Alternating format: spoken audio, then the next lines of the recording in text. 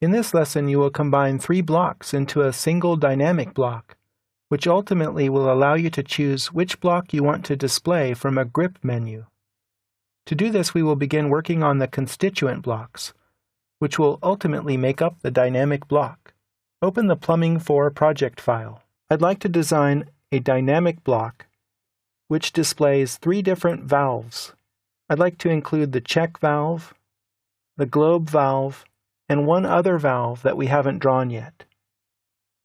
So to do this, let's make a copy of the check valve. I'll just copy it over here to some point in the middle of this blank space. And I'll also copy this globe valve. I'll turn off ortho and copy it down here someplace. Then I'll go ahead and rotate these blocks 90 degrees. Now, I think it would be nice if the check valve wasn't quite so wide. If it matched the width of the globe valve, that would be better. So I'm going to move the check valve from this point to this point so that they line up. And then for clarity, I'm just going to move it up a little bit. And I need to use ortho for that so that it's directly up. Now I'd like to edit this block definition. I'll stretch it over, and I think I'll also change this circle so that it matches this donut on the globe valve. To do that, I can edit this block in place. Select it, right-click, and choose Edit Block in Place. OK. Stretch. Make a crossing window to select these objects. Press Enter. Click at this midpoint and then at this end point. Erase this object. And then let's create another donut. Type D-O-N-U-T. Enter. The donut has 2 different diameters, an inside and an outer. The donut is composed of 2 diameters, the inside and the outside. In this case, we don't want a hole in the middle, so let's set the inside diameter to 0. The outside diameter should match the size of this donut. So click its 2 opposite endpoints. And then place this new object right here. Enter. Now this came in on the current layer, of course, which is fittings. And because I'm working on a block definition, I should take care to make sure that everything on that definition is on layer 0. So I'll change it. And then go over here and choose Save Changes. OK. That also changed this existing check valve.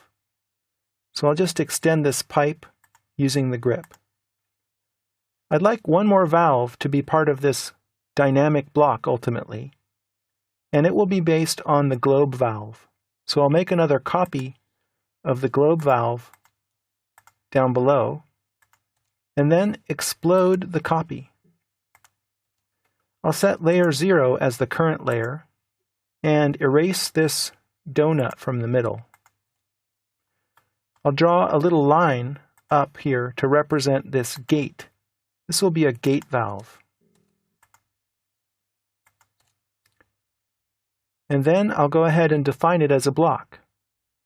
Create block, call it gate valve. Select a base point right here. Select the objects and click Convert to Block and OK. Now let's set this on the same layer as the others. Fittings. Now it's time to define an overarching block that contains all 3 of these. To do that, I will use the same command, Create Block. And I'll call this multi-valve. I'll pick a point right here. Select the objects, 1, 2, 3, and press Enter. Now, I'm going to open this in the block editor by checking this box. And I want the result to convert to a block. OK. Now we're in the dynamic block editor here. We have palettes, which allow us to add functionality to the dynamic block, and we have the ability to add geometric and/or dimensional constraints. For this block, I have visibility states in mind, so we'll be using this palette ultimately.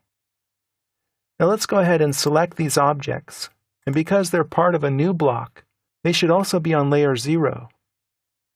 So let's go to the Home tab and open the Layer drop-down, select 0, and then go back to the Block Editor tab. Click Close Block Editor and save the changes to the multi-valve. Save your work as Plumbing 5. In this lesson, you learned how to use the block editor to work inside a block definition. You combined 3 blocks into one in preparation for adding dynamic block functionality.